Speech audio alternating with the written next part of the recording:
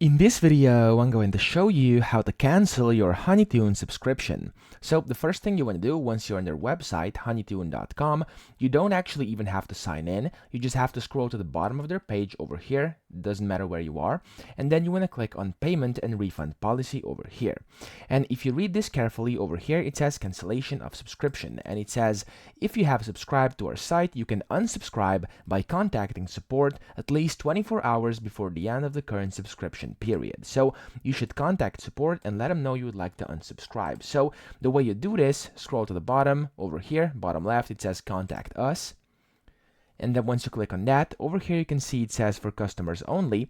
What you're gonna have to do is you wanna basically email this email address, so contact@honeytoon.com, and tell them your email address which you're signed in, tell them your account, and then let them know you would like to unsubscribe from HoneyToon. So that's pretty much it. That's how you do it. I hope this video helped you out. If it did, please subscribe to the channel and help me out as well.